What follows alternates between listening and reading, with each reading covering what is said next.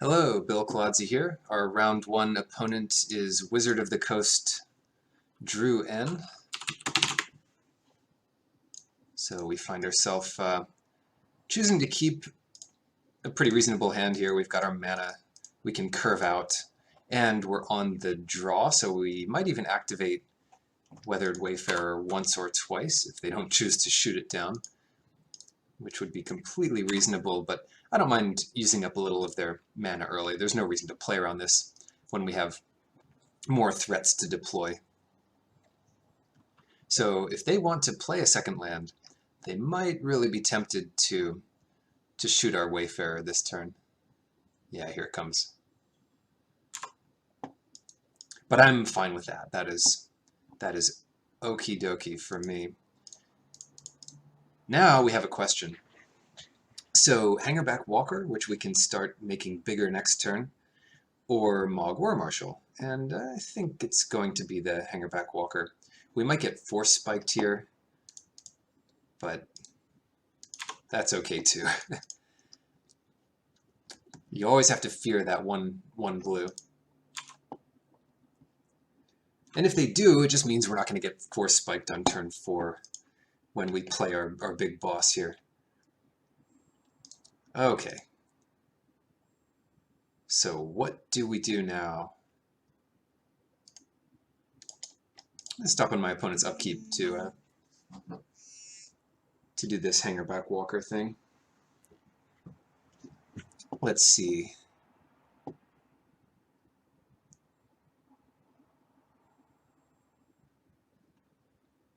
What do we want to put out first? I guess Porcelain Legionnaire represents the most damage here. So let's pay some life. And it doesn't really matter what mana we tap at this point, because we're not really under any pressure, and they're playing the combo colors over there, so it's not too unlikely that we need to kill them early. Oh, shoot. Is it Static Caster? Right, so they're flashing this guy in, and I definitely want to pump up our Hangerback Walker first thing. We can't save our Porcelain Legionnaire, but that's all right. Oh man, if the Hangerback Walker dies, we're just going to lose everything to this Is It Static Caster. It's one of the things that really punishes our entire deck. One of the very few things, because it's like every turn they can wipe out a breed of tokens, be they goblins or elves or whatever.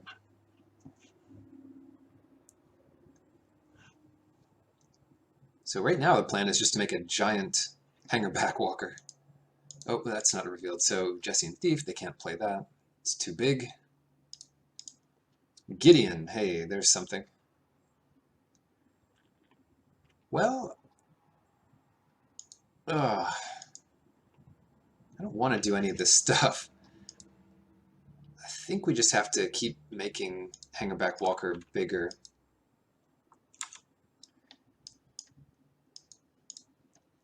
The other good play there would just be to play Vithian Stinger and kill Abbot of Carol Keep. But yeah, this game's going to be rough versus the Static Caster. We'll have to see what's in our sideboard against it.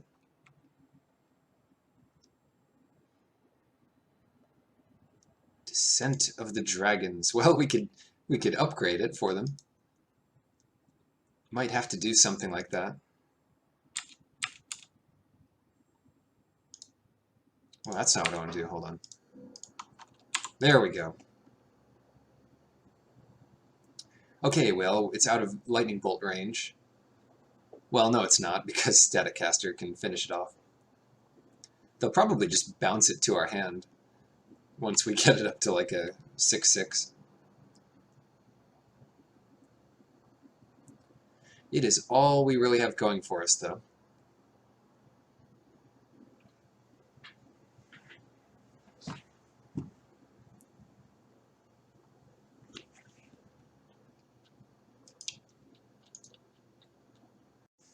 Time warp into game 3 of this match. there were some technical difficulties after I predicted the future one too many times, and not only did I miss the end of that game and game 2, which I won, so game 3,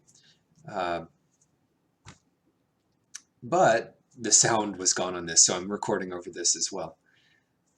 Now, pretty easy keep here. We had some lands and some things to do eventually. We even have one of the few green sources for doubling season.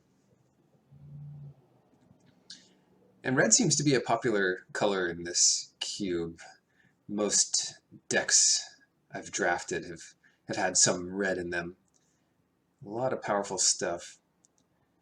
And it goes in a lot of different directions as well. It's kind of control, but also aggro and mid-range and all that, everything in between. So we get to, it's nice that we drew the bombardment just to get that down early. They've got Fire Slinger, so with a few pingers in their deck, it might mean they do have that Basilisk color somewhere. Something to look forward to, maybe.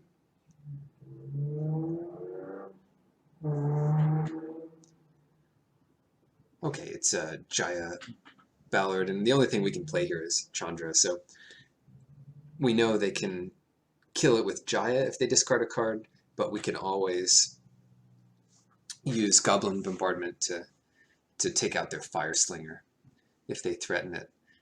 Yeah, Goblin Bombardment would be a good card in any limited format, but it's especially good in this format where it's kind of an alternate win condition. We have so many ways to make tokens that it's strong in that regard too. But the reason it's always good is it always protects your creatures and gives you something to do in case of removal. Your creatures can't be stolen. Yeah, I mean, the main reason it's so powerful is the cost is 0 to activate. It's just a passive effect. So here they go for Chain Lightning. And it's a little surprising to me they didn't just sacrifice the Spell Bomb, because Chain Lightning can take down something bigger, but they don't want us to have the red mana up to get back there. This is my version of flicking cards in hand. I'm just kind of flicking our opponent's pile of lands here. So I hope that's not too distracting, but I'm sure I'll stop soon. So this turn is an option. Well, we've got 3 options: Porphyros, Flametongue Kavu, and Ashcloud Phoenix. And the one of these that can't be killed by our opponent's board is Porphyros. And that means when we do play the creatures, we get extra activations off of their, them entering the battlefield.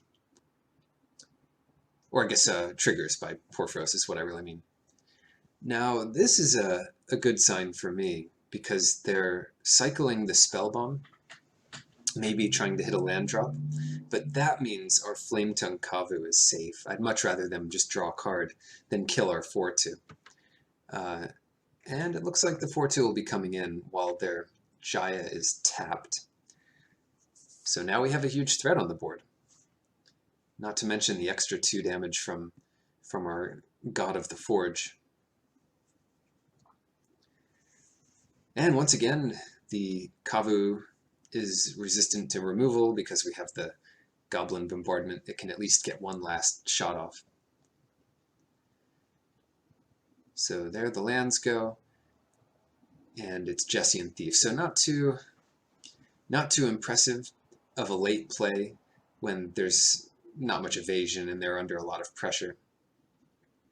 So here, the ordering, the sequencing is kind of off, but might as well get this Ashcloud Phoenix into play. Yeah, so that'll actually give us Devotion for Porphyros to attack. So that wasn't a mistake there. And now that they really have a question of whether to chump Porphyros or not, and they decide maybe they just don't have a chance of winning if they're chumping every turn. So they're down to 6, and that is super scary against this board, because we actually have 5 damage, or I guess it's 4 damage on the board here. No, it's 5, yeah. We can sacrifice Ashcloud Phoenix. It enters the battlefield flipped, so that does a total of 3 damage to them. Then we sacrifice it and Flame Tongue Kavu, so that's 2 more. Or we could just attack them next turn. And there's no rush, but I think I got distracted here or something, and I just go for this extra damage. Now, if Porphyros stayed a creature, we could actually kill them, because then we could sacrifice Porphyros to do the last damage. But it does not, so there was no good reason to do this this way, as opposed to waiting a turn and attacking for 4 in the air. But it should work out in any case. We're way ahead, and they didn't really pull together a combo. So we can actually just Flame Slash the Thief here, and that should be good enough. So that was the end of match 1, and hopefully we'll get 2 more matches in after this. Cool, thanks for watching, and see you in the next match.